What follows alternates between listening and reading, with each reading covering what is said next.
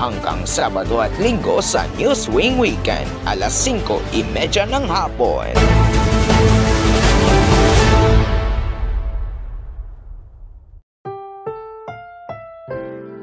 Ang susunod na programa ay rated PG. Ito ay nangangailangan ng patnubay at gabay ng magulang para sa mga batang manonood.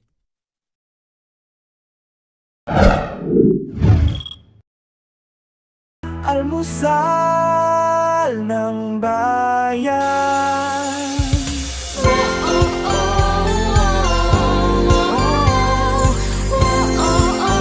Magandang umaga, Luzon, Visayas at Mindanao. Huwebes ngayon, December 5, narito na ang inyong paboritong pabansang morning show, Almusal ng Bayan. Good morning, Daryl, Hyacinth, and Gianna. Good morning mga kakampi, gising na kayo dahil may mga sorpresa pa kaming inihanda para sa inyo dahil may maagang pamasko ang ANB para sa mga estudyantes ng University of Batangas.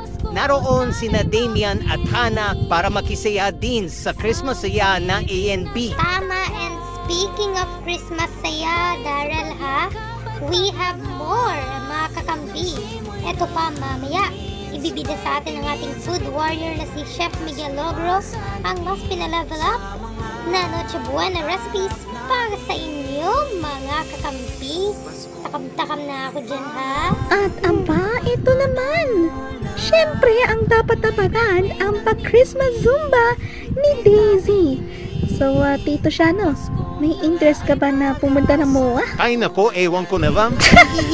Ay nako, ito si Giano. O siya sa mga gusto pong makizumba, libre po yan, dyan po yan sa MOA Pasay.